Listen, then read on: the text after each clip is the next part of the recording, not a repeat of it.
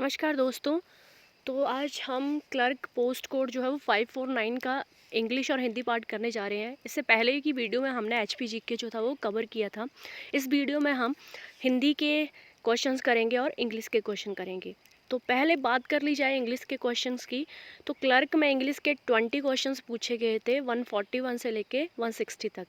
और हिंदी के क्वेश्चंस की बात कर ली जाए तो हिंदी में 10 क्वेश्चंस पूछे थे, जिसमें से प्रत्यय पूछ लिए थे, समास पूछ लिए थे और क्रिया विशेषण पूछ लिया था, फिर विशेषण पूछ लिया था, एक मुहावरा पूछ लिया था, अनेक शब्दों के लिए एक शब्द पूछ लिया था। तो चलो शुरू करते हैं इन क्वेश्चंस को।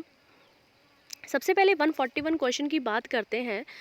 तो क्वेश्चन है, Ravi is married to a cousin of mine. तो इसमें क्या फिलअप होगा? ऑप्शन में दिया गया था विद, टू, अलोंग विद और ऑफ। तो Ravi is married to answer होगा, Ravi is married to a cousin of mine.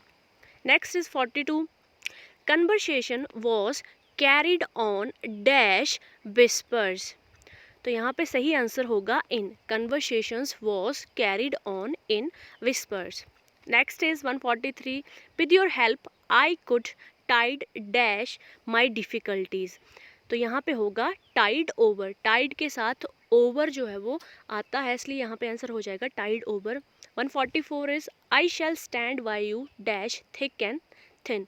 तो यहाँ पे थ्रो होगा आंसर।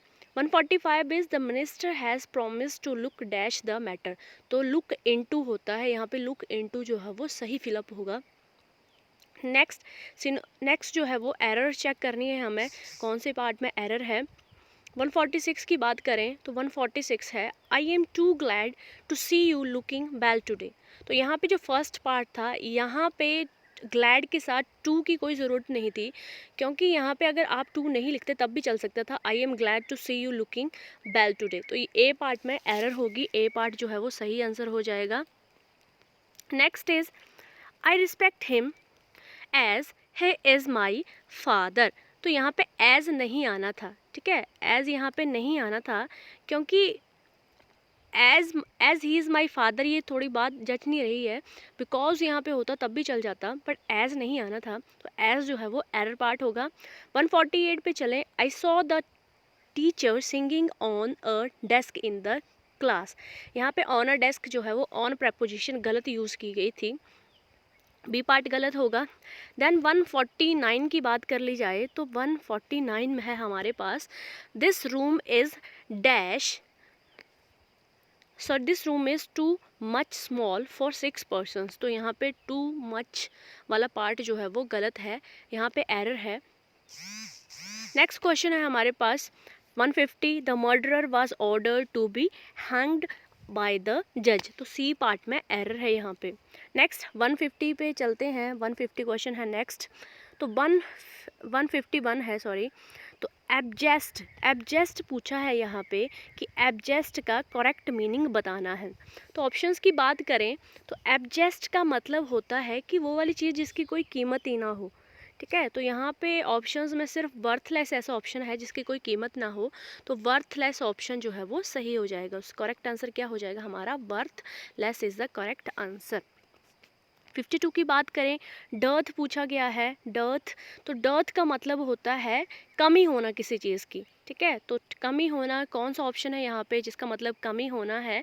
तो स्कैरसिटी जो है उसका मतलब ये होता है किसी चीज़ की कमी होना।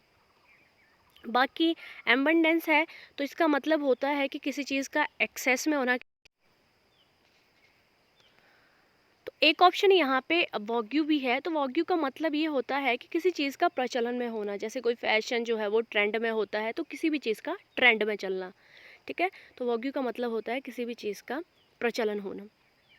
नेक्स्ट है नाडीर। नाडीर का मतलब होता है लोएस्ट पॉइंट पे, जो सबसे ज़्यादा नीचे वाला पॉइंट होता है उसको नाडीर बोला जाता है। अगर इसका एंटोनियन पूछा जाए तो एंटोनियन इसका होगा जैनिथ। जैनिथ का मतलब होता है सबसे हाई पॉइंट और नाडीर का मतलब होता है सबसे lowest point. Then next question है हमारे पास सिनोनिम्स का, रिप्लेनिश। तो रिप्लेनिश का मतलब होता है किसी चीज़ की पूर्ति करना, राइट, किसी चीज़ को फिल करना, किसी की पूर्ति करना। सही ऑप्शन है यहाँ पे फोर्थ वाला, that is to provide a new supply for. 155 की बात करें, जेस्ट, जेस्ट का सिनोनिम होगा गस्टो, क्योंकि जेस्ट का मतलब होता है जोश और गस्टो का मतलब भी होता है जोश। 156 में टू रूल द रूस्ट, तो यहाँ पे सही आंसर होगा to dominate. 157 is brown study, तो ब्रॉन्ज स्टडी का सही मतलब होगा, इडियम जो है ब्रॉन्ज स्टडी का, इसका मतलब होगा डीप इन थाट्स, अपने विचारों में बहुत गहराई से जाना। Next is to be in doldrums, इसका मतलब होगा to be in low spirits. 159 है कंगारू कोट, तो इसका जो ऑप्शन है वो होगा अनऑफिशियल कोट, कंगारू कोट का मतलब होगा unofficial court. Next is 160 to keep the pot boiling, तो मतलब होता है इसका टू मेंटेन इंटरेस्ट, किसी चीज़ में किसी का इंटरेस्ट जो है वो बना के रखना। नेक्स्ट है हिंदी पार्ट है हमारा, 10 क्वेश्चन पूछे गए थे हिंदी के। पहला क्वेश्चन है सोना शब्द का प्रत्यय बनता है, तो सोना शब्द का प्रत्यय जो है वो होगा सुनार, सोना शब्द का प्रत्यय हो जाएगा सुनार। उसके बाद है निर्भय में कौन सा समास है, तो निर्भय में है हमारा अव्ययी भाव समास, अव्ययी भाव होता है हमेशा निर्भय बिना भय के, अव्ययी भाव समास होगा। 163 है विस्मय आदि बोधक शब्द क्या है इसमें से, तो यहाँ भी विस्मय आदि नहीं है, तक भी नहीं है, कभी भी नहीं है, बच कौन सा गया, अरे बच गया, तो अरे जो है वो विस्मय आदि बोधक शब्द होगा। नेक्स्ट क्रिया विशेषण है, तो इसमें से मन से जो है वो क्रिया विशेषण है। नेक्स्ट 165 है रूढ़ि शब्द है, तो इससे पहले आपको पता होना चाहिए रूढ़ि शब्द कौन से होते हैं, तो वो शब्द जिनको अगर आप तोड़ देते हो बीच में से तो उनका कोई अर्थ नहीं निकलता है। फॉर एग्जाम्पल अगर यहाँ पे आप चक्कर पानी को तोड़ रहे हो, तो इसमें चक्कर को तोड़ दो, पानी को अलग कर दो, तो चक्कर का एक बिल्कुल मीनिंग निकल के आ रहा है, चक्कर पानी मतलब धारण करना, तो ये तो नहीं होगा। अब अदहन का भी कर दो आप अलग, तो अ और दहन भी अलग अलग से दोनों मीनिंग बन रहे हैं। बट अगर आप सड़क को अगर अलग करोगे तो इसमें किसी भी वर्ड का कोई स्पेशल मीनिंग नहीं बन रहा है, दैट इज़ सड़क जो है वो हमारा रूढ़ि शब्द होगा।